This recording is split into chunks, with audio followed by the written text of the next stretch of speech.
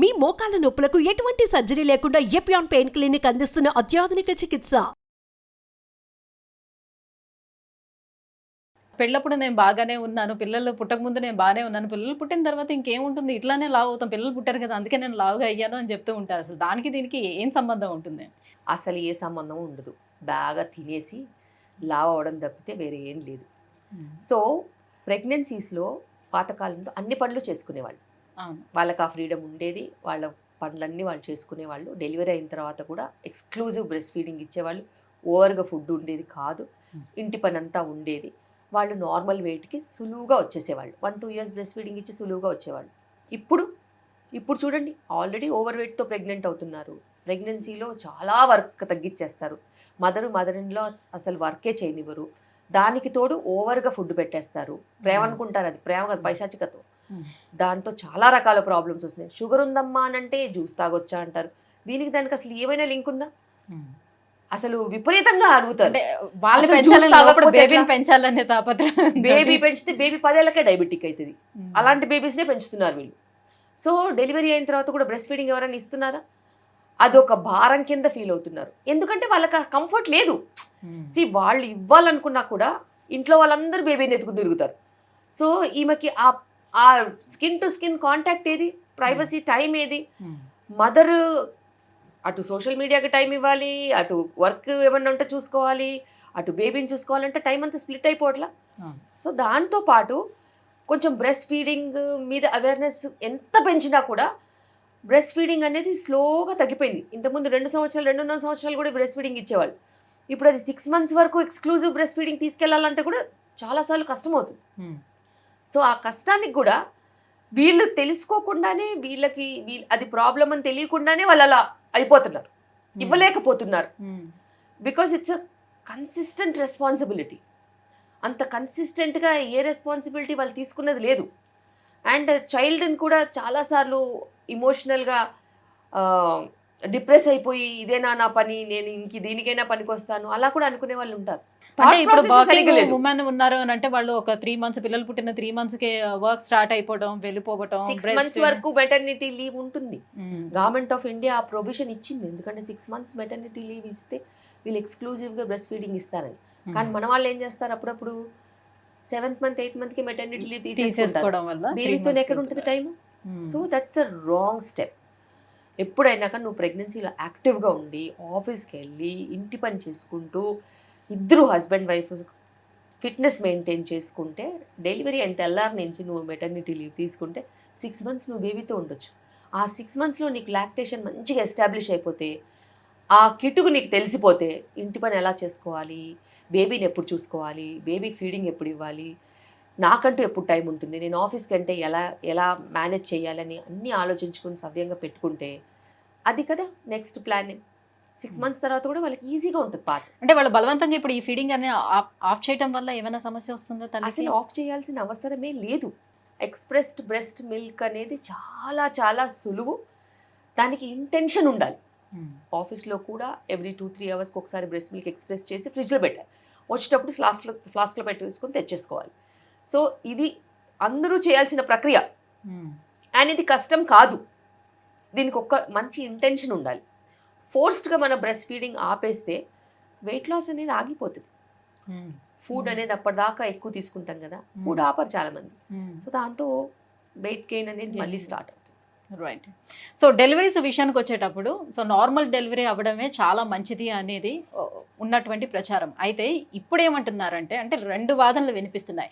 Normal delivery కూడా ఇబ్బందే కలుగజేస్తుంది లేడీస్కి. నార్మల్ డెలివరీ చేసేటప్పుడు పెల్విక్ మజిల్స్ అన్నీ లూజ్ అయిపోతూ ఉంటాయి. సో వాళ్ళకు కూడా బ్యాక్ పెయిన్ వస్తూ ఉంటుంది, వెజైనా లూజ్ అయిపోతుంది, తర్వాత సెక్షువల్ లైఫ్ అంతా కూడా ఇబ్బందిగా అనిపిస్తుంది. కాబట్టి సిజేరియన్కి వెళ్ళిపోదామని అనుకుంటున్నారు. ఇది ఎంతవరకు వాస్తవం అంటారు? వీళ్ళు కొత్త కాన్సెప్ట్ కనుక్కున్నారు. అనాది కాలంలో నుంచి కొన్ని వేల కోట్ల సంవత్సరాల నుంచి నార్మల్ డెలివరీసే అయినాయి. సర్జరీస్ ఎప్పటి నుంచి అవుతున్నాయి? కొన్ని సంవత్సరాల నుంచి అవుతున్నాయి. అవి ఎందుకు అవుతున్నాయి?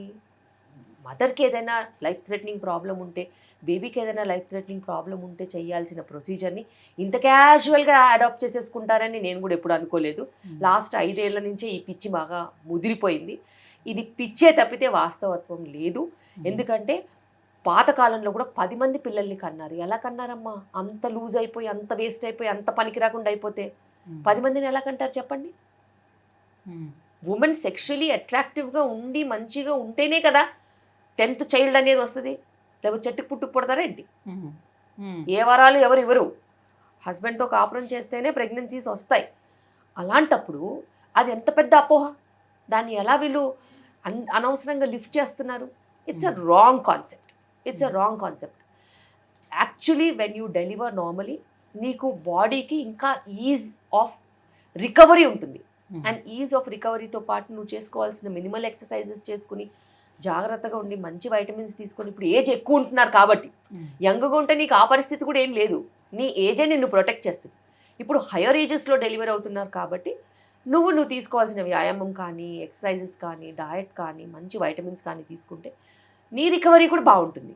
You can also have multiple children and you can also have a very active sexual life. అసలు దేనికి భయపడాల్సిన అవసరం లేదు. అండ్ సమాజంలో అపోహలకి ఉన్నంత ప్రామినెన్స్ చిట్ చాట్కి, టాక్స్కి అండ్ గాసిప్కి ఉన్నంత ఇంట్రెస్ట్ దేనికి ఉండదు. ఈ గాసిప్ అనేది చాలా తప్పు. ఏదన్నా అవసరం ఉంటే మీరు బట్టల గురించో నగల గురించో మాట్లాడుకోవాలి, కానీ ఈ ఆడవాళ్ళు కూర్చొని సెక్షన్ల గురించి, నార్మల్ డెలివరీల గురించి, దాని రికవరీ గురించి చదువురాని వాళ్ళు మాట్లాడితే ఎంత బ్యాడ్గా ఉంటుంది. సో ప్రపంచం అంతా టాపిక్లు తక్కువైపోయినాయి సోది చెప్పుకోవడానికి.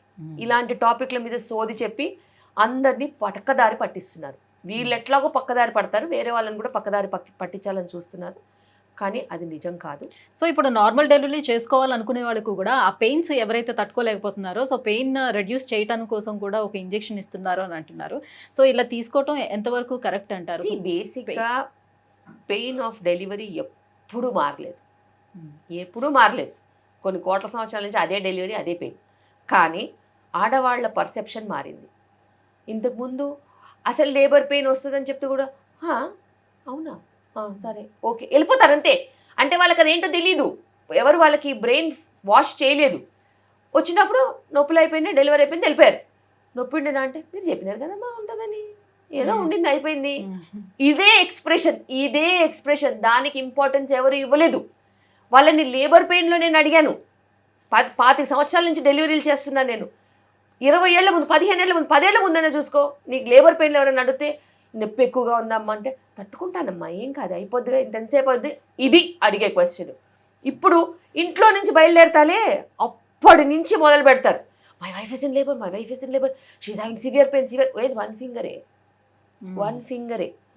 సో పెయిన్ అనేది వాళ్ళు పెయిన్లో ఎడ్యుకేషన్ తీసుకున్నారు. అన్ఎడ్యుకేటెడ్ పీపుల్ పెయిన్కి ఇంపార్టెన్సే ఇవ్వలేదు. అంటే ముళ్ళు కూడా ఎప్పుడు గుచ్చుకోని అమ్మాయిలకి మేము డెలివరీలు చేస్తున్నాం ఇప్పుడు. ఆలోచించండి. సో అలాంటప్పుడు వాళ్ళకి అది ఎంత పెద్ద విషయమో, ఇది ఎంత చిన్న విషయం. అండ్ లేబర్లో టైం మేనేజ్మెంట్ ఇంపార్టెంట్.